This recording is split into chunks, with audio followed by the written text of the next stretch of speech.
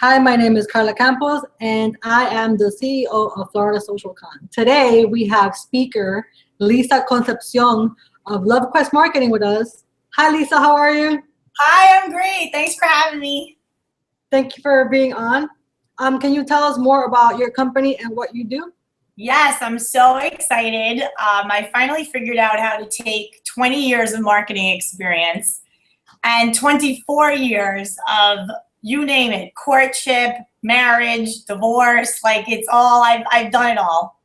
But what I'd love to do is take marketing techniques plus all my experience with my story with love, mush it together and help people navigate anything from dating to being separated to getting married, all the different nuances of love and loss so that people can, find, give, and keep love in their lives. So I started a company called LoveQuest Marketing. It's a personal development firm that does exactly that. It works with people to identify and determine their own love brand so that they know exactly what they're looking for in a partner, who they are, what they bring to the table, and how to separate themselves from all the other people that are out there so that they are special. Oh, sweet. Everyone love in their life? Of course. I mean, a lot of people, they're looking for love and they're looking for companionship, and they're at different ages and stages in their lives. And so with that comes a lot of experiences that could either push you forward or hold you back.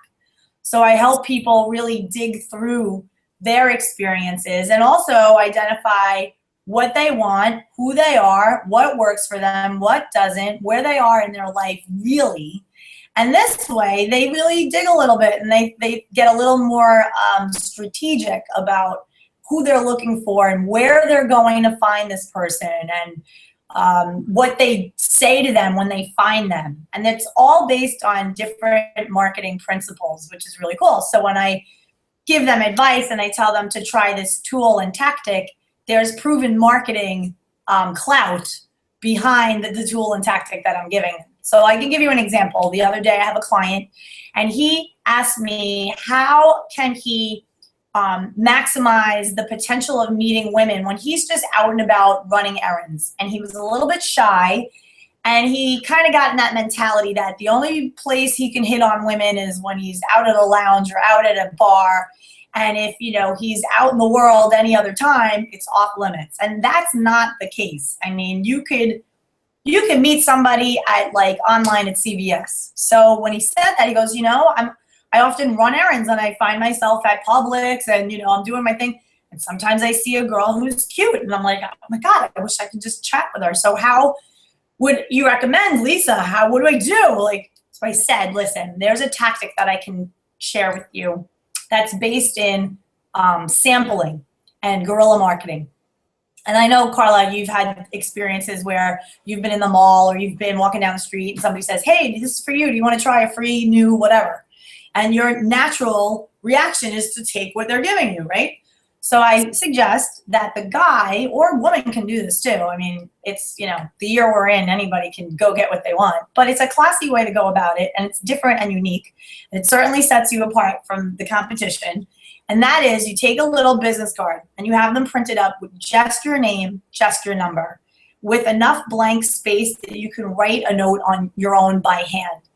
And you see someone that you're attracted to and you take out your little card, you have them in your wallet or whatever, and you write a little note. And in this case, it could say, hi, busy running errands, I see, but I had to say you're beautiful. Done. And this will do one of two things. Either the person will read it and be like, oh my God, creeper, in which case, that's not your person. Or they'll look at it and say, my gosh, that's different. That's nice. I'm all in scrubby clothes, I'm running my errands, and this guy thinks I'm beautiful. I should call him. And so the point of it, though, is in addition to potentially finding someone, it's also to exercise that muscle of approaching people in a creative way. And as you know, with marketing, you have to be creative. You always have to think of yourself as a product, and you're in the marketplace, and there's many, many other people there too. So what are you going to do to set yourself apart? In that instance, that girl, if she likes the guy, it's a great first how did you meet story, right? So now it's like, how'd you meet him? He gave me this card. Look, I took a selfie with his card. It was so nice. So, it was just one example of how I draw upon things that I know worked in marketing and sales, and I translate it into how it can play a role in dating. And it's been fun. I mean, I'm launching it. I have my website being updated. It's just been a really positive few months because I know for sure, like, it's what I'm meant to do. Wow, wonderful. Yeah, it sounds great. That is really like super creative. I'm like, oh. Yeah, there's going to be like fun events. Like I'm going to be hosting Love Talk events at different restaurants around Miami. And the whole purpose of that is to have a safe, neutral environment, a little bit social, where people can interact and learn about the opposite sex. So when girls arrive, they have the ability to write their burning question, anonymous question about men. And then when men check in, they can do the same. And then I pick them out of a bowl and it starts the conversation. So guys can ask questions of women and women can ask questions of men, and it lends to like a fun night out, just really funny. And so I'm looking around Miami now for like cool restaurants and places to host this. Weeknights, probably like from 7 to 9, that after work professional crowd is really what I'm looking to help out. Yeah, sounds fun. Count me in. I'm definitely gonna count you in. It'll be so much fun. You can be like a panelist with me. You can be like a co-host with me. I'm trying to see if I can like host it with a guy, so it's like me and a guy. But eventually I'll have like guy and a girl, and then I'll just like run around and like talk to the people. So we'll figure it out. But I'm really excited, and a lot of people looking for love, and Miami's crazy city for it. So hopefully I'll help a bunch of people. No, awesome. That's great. I'm very happy for you. And it seems like it's great. Like your personality and everything goes perfectly with this new venture of yours. So congratulations. Yeah, I get the tricky questions too. It's not that I don't. People will say to me, LoveQuest Marketing, well, are you married? Are you like, what's your deal? What makes you an expert and all this? And, I tell them, well, my company is called LoveQuest Marketing, not Marriage Quest Marketing. So not everybody necessarily wants to be married, but everybody wants to find, give, and keep love. So that's the goal. And it's obviously the beginning of it is love of self. So without that, you can write your list of the best guy ever or the best girl ever, but unless you really protect yourself, love yourself, care for yourself, your wishes are going to be thrown to the wind. It's when you really look at who you are and all your faults and all your quirks, but you really just take care of yourself and do nice for yourself. That's when you start to attract really, really good people. So we're talking about what you're going to be speaking about at SocialCon, and it has to do with love and the digital age. Can you tell us more about your talk? Sure. So yes, I'm going to be discussing romance and love in the digital age. And with Tinder and Facebook and all different social platforms, how to navigate it and how to get it from the social platform to face-to-face communication. That's really where the magic happens, and a lot of people get hung up on taking a lot of time in social land and they get comfortable there. But what I like to do is give some, a talk about getting out of your comfort zone and not hiding behind digital, using it as a tool, but not letting it use you and hinder you. So that's pretty much what I'm going to focus on. I think they're great tools. I think it's, it's a great icebreaker. There's Match.com. There's all the dating sites too. That's a whole different game. But then, if you have that purpose, though, you can really take it from your computer into real life quickly. And that's really the goal. Because when you vibe with somebody in person, that's really where you can tell if they're a match for you or not. So that's really the thing. I mean, like I said, there were tons of, like I did the Tinder thing, and, it's interesting. It's very, indicative of the kind of society we're in. Everything is right on my phone. I could order Amazon.com and I could order a pizza and I can like get my girlfriend. It's like this mentality that, people think it's all the same, and it's really not. This is a person with feelings, and it, requires a little more research and a little more effort. But the tool itself is fantastic. So we'll chat about that. Do you ever get any feedback from people in the dating scene, and they tell you like the difference of when they're in digital and then when they're in real person. Like if they had a connection in the digital world, but then when they got to the real world, it was like, oh. Yes, absolutely. And sometimes the opposite holds true, where they had a certain kind of dynamic digitally, but then when they meet in person, then it's like, oh my God, like the attraction's there. And like, I thought you were great online, but you know, when I met you in person, it was even better. And also it might be the opposite. It might be, you know, we had a great rapport online and then we meet in person and the pheromones are off and the nonverbal communication is off. And you're like, but I like this person online. They were so charming and they were like writing all these great things. It's like, okay, well, that person's a great writer. And when you get them in person, they're a little, you know, apprehensive or, you know, so that's actually one of the things that I offer through my one-on-one workshops and also group workshops. It's a whole thing about dating digitally and how to take what the love you find online and bringing it to the real world. And what do you do with it? I mean, you can have your little Match.com mailbox full. You have good pictures, you have a cute bio, you have like, what do you say in your bio? I help people with that too. And I write it from a marketing perspective. So I'm writing it for the person you're trying to attract. And, you know, you can have a ton of feedback, positive, like, I want to see you, you're so beautiful, da, da, da. But then you don't know what to do with it. And those are your own issues. Those are like, you know, the people, they have their own apprehensions. They might have just ended a relationship. They're a little guarded. They don't know what to do, but they have all this interest. So it's really more about hashing out where they're at and being really honest with themselves and giving them a path and a plan for how they're going to proceed. And they might come away saying, you know, God, I did your workshop and what I learned was I have to really work on myself. So I'm going to take 90 days.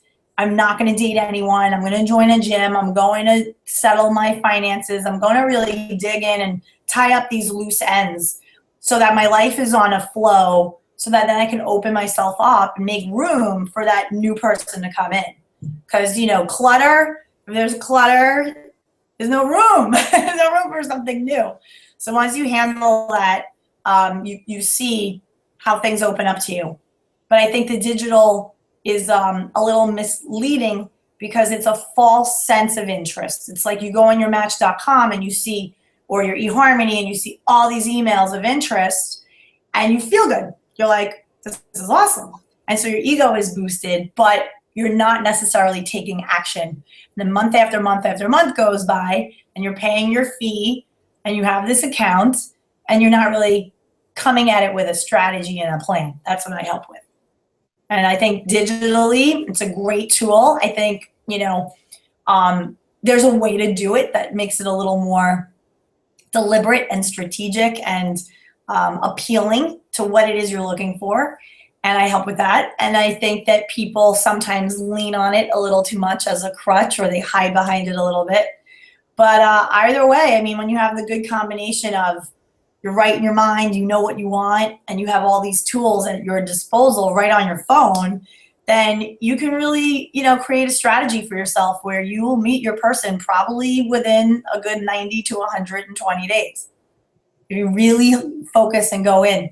There's that expression, right, where attention goes, energy flows, right? So you're like thinking of all these things, but it's not really until you're serious. And like I told my client the other day on the phone, I said, you know, you should start exercises of manifestation. So maybe what you do is clear out a drawer in your apartment. Just clear out a drawer, an empty drawer, leave it empty. And in your mind, that's my girl's drawer. She's on her way to me. She's on her way. Haven't met her yet, but she's on her way. Get a little toothbrush, extra one for her. Put it on your bathroom. You're brushing your teeth. You're looking at the toothbrush. You're like, that's my girl. She's on her way to me. I got to get ready. I got to prepare.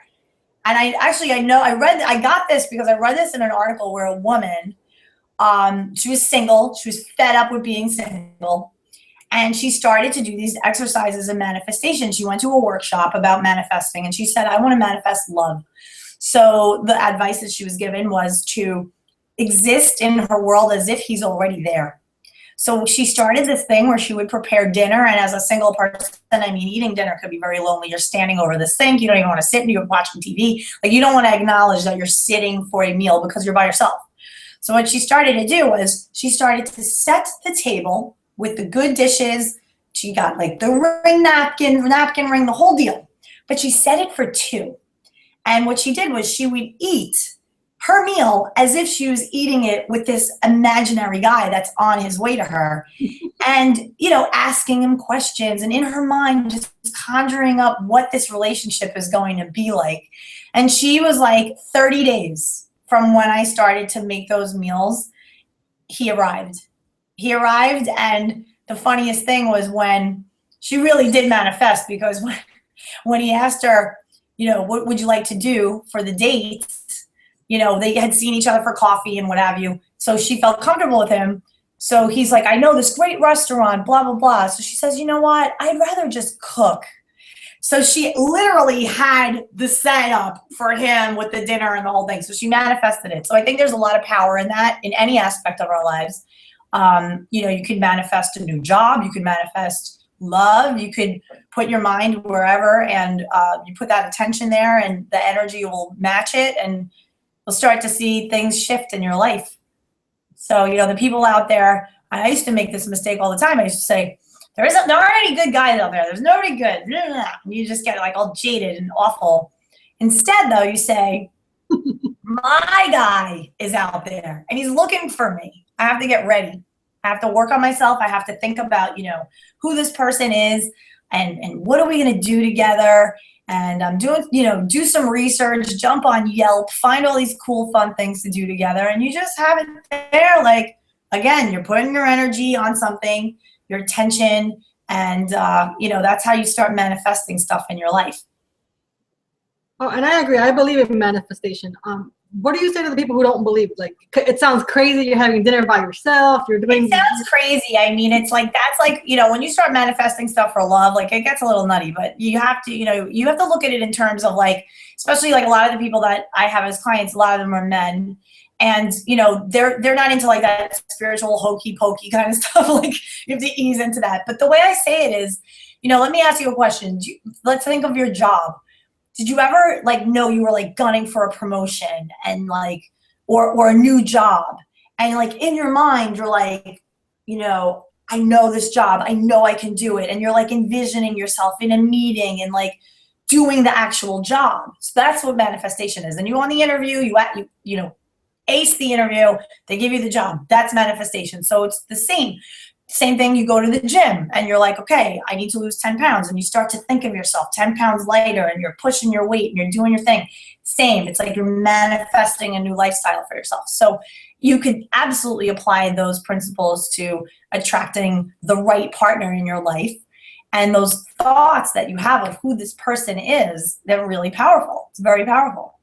And you know it when you find that person, because you'll say something crazy. Like, you'll say, my God, like, I thought you up. Like, I literally prayed for you. Like, I was like, in my mind, like, you're the girl or you're the guy that I was trying to manifest, and like, you're here. And when that happens, it's obvious, and it's very different from anything you've ever experienced before.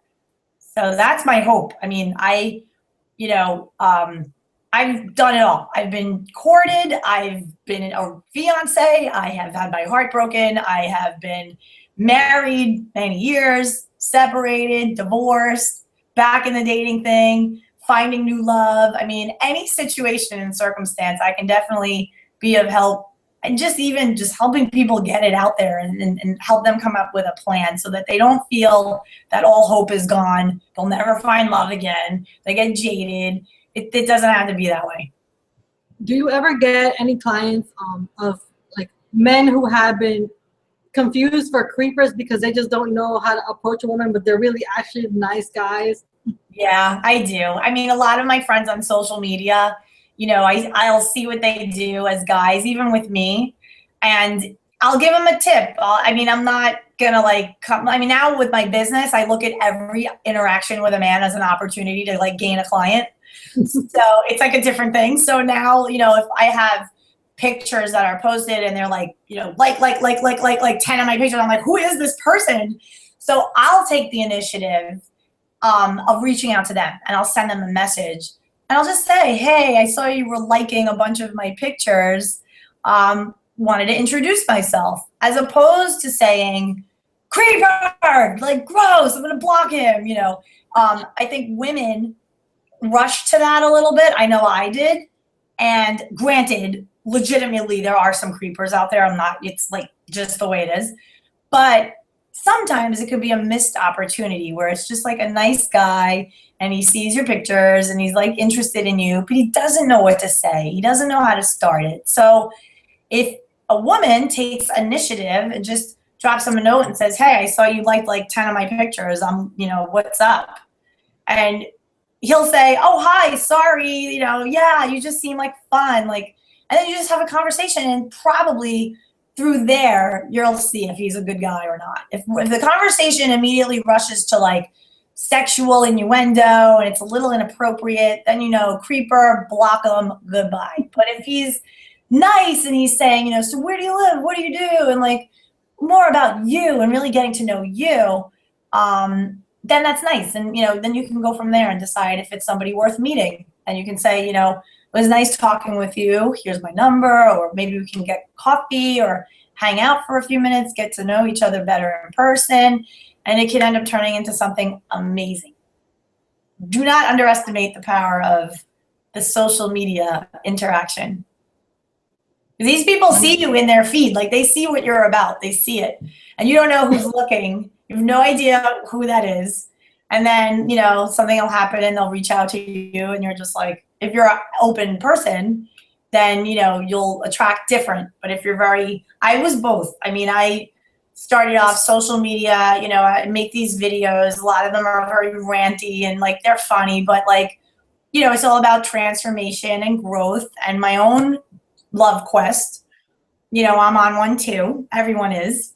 And I learned a lot about myself over the last 5 years, really the last like 8 months.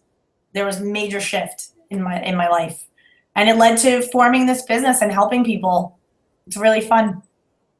Do you ever get like people saying, you know, that they feel that it's not themselves? Say you're telling them what to say on their bios or in their, they don't feel it's like they're being themselves. Authentic. Well, yes, and because I've done public relations and marketing, and I've written bios for clients, and I have a method that I did. I was a ghostwriter for Grant Cardone, who's a New York Times bestseller. So I did a lot of his writings for like Entrepreneur Magazine and stuff. And so you really have to capture someone's voice. You have to capture their essence.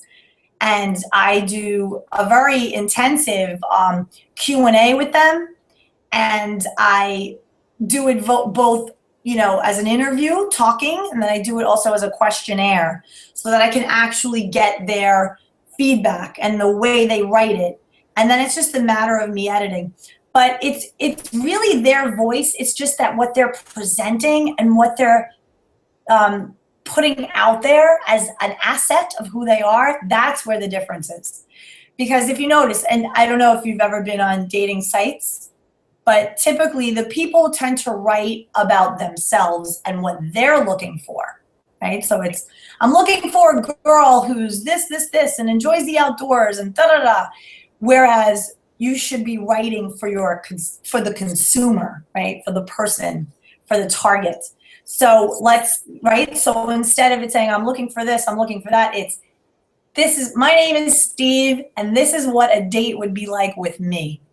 First, I'd pick you up because I am a gentleman, and you can be very witty and like, you know, self-deprecating, and you just be you. But it really paints a picture for the person about who this person is and what kind of experience I would have. What's in it for me? Why am I interested in this person?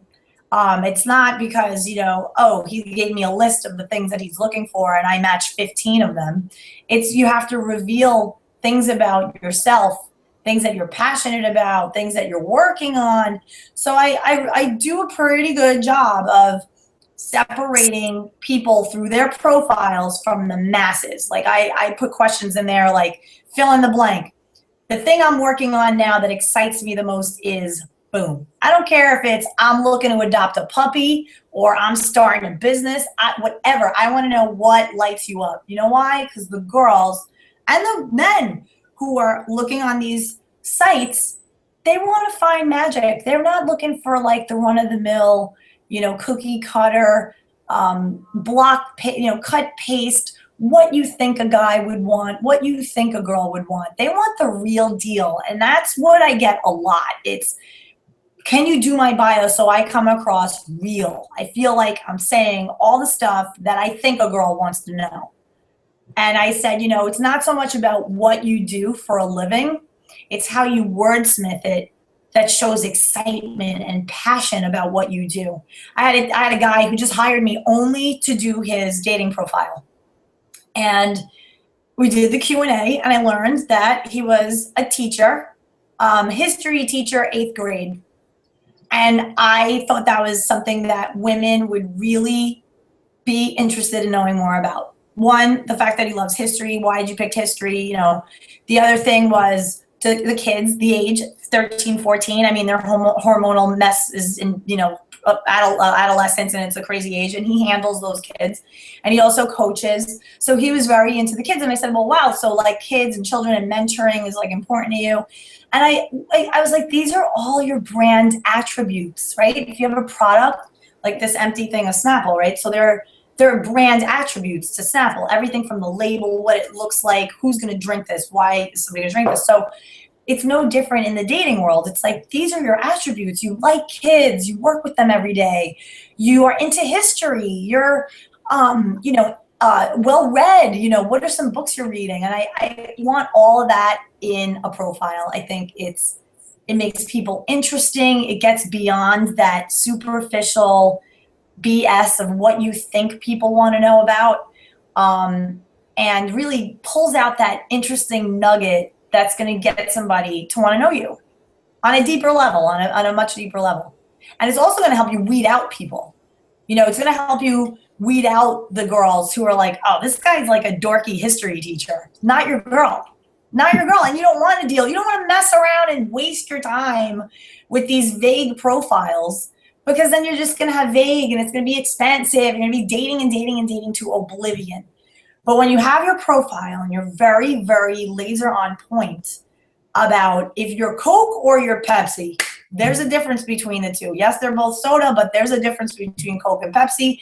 There's a reason why people drink one and the other. So think of yourself in terms of a brand. What makes you different? What makes you unique? Once you're brave enough to put that out there, you're going to see different types and quality of people coming to you. Awesome. So can you tell the people out there, if they need your service, where can they find you? What is your website? Where are you on social media? Perfect. Yes. So they can follow me on, my website is lisaconcepcion.com. Lisa, L-I-S-A, Concepcion, Concepcion.com. And it's in the process of being updated from just a marketing consultancy website to now the LoveQuest website. But there's a LoveQuest with Lisa Concepcion page on Facebook. So on there, I have fun quotes and articles and information and tips, and just every day putting up some fun content. So you can find me there. And then on Twitter, I'm at Lisa Takes Miami. So those are really the three main. I'm also Instagram. I also have a YouTube channel with about 370 videos, and they're funny. You can check those out. But if you go to my website, and there'll be little tabs to find me on all my social platforms. Okay, awesome. And before we go, can you just share with us some of your favorite hashtags about love and business? And I mean, on Instagram, there's nice. It's like Insta romance, and it's like all these cool pictures about like people in love. It's just nice. And quotes, there's like hashtag love quotes, hashtag love quote of the day is a good one. And then on Twitter, for me on Twitter, if I just do hashtag relationship or dating problems or dating dilemmas, so many great people pop up and different conversations pop up there. But yeah, I mean, those are pretty much them. I love anything romance, inspiration. that kind of stuff. So whenever I'm searching, I'm always looking for like positive stuff. You know, I'm like, show me the dilemmas, but show me the solutions. I want to like get around the people who are doing similar businesses to me, but that are, you know, writing articles, writing blogs, because the best thing to do is surround yourself with people who are doing similar. And, you know, things like this, like Carla, being part of this program, this, you know, Florida Social Con is like so great. And I'm so grateful that I was invited. I mean, at this point, my business the infrastructure is being formed, and I'm getting clients just based on what I'm posting on Facebook. And so to have this platform to just introduce myself and what my idea was to start this business and why, and just, you know, my mission, and just help people, like, dude, it's rough. Like, you get your heart broken, you end up like, I'm not dating anybody ever. And, you know, you need your time to, you know, get into your little bubble and nurse some wounds. But then you got to get out there again. Like, you're a great person. You have love to give. You shouldn't just hoard that and guard it. It's not cool. You know, so I really want to help people get back on there. Like, if from anything, bad breakup, divorce, you know, just shyness, hang-ups, whatever their issues are that keep them from getting out of their comfort zone. Like, I want to be a source of help to them. So that's kind of it. Yeah. You sound like you know exactly what you're doing. You're very experienced in the field, and I mean, amazing. When would be your next? I've done marketing for so many products. Like, I can open somebody's like you know, cabinet in the bathroom and be like, I worked on that, I launched that, I did that. I worked with Colgate Palmolive for a number of years, and also Procter and Gamble. So think of like all the products under those, you know, conglomerates, Unilever, like, I mean, huge. So it was always fun, but it taught me a lot. It taught me about, you know, this is a brand of shampoo. Why is this different from anything else? And I had to tell the media about why it's different from anything else, and think creatively, and all of those things, and all of those lessons professionally mirrored and matched with my personal, you know, love history. You know, when you mishmash that together, I'm like, wait a minute, there's something here. I can like help people. I definitely think there's something here. Yeah, there's definitely something there. So good for you, Lisa. Thank you for that. Nice. And before we go, because we're like short on time, can you just tell us when would be the next date for one of your workshops if people are interested? Oh, yeah. So if they want to get more information, they can definitely go to lisaconcepcion.com, or they can just hit me up at lisathemarketingchick@gmail.com. That's an option. And they can just, you know, send me a note. We'll get started. It's very customized. I am going to start doing group workshops, because there are people that want to do this in a group setting. But then there are people who are very confidential and they don't want to share their business with the whole room. So I offer one-on-ones also. So yeah, you can find me on Facebook, Twitter. I'm all over the joint. Lisa Concepcion. You can just Google me and you'll find my email. Awesome. Well, thank you for sharing your business and yourself with us today. And have an awesome day. And thank you, honey. All right. Much love. Bye. Take care. Bye, sweetheart.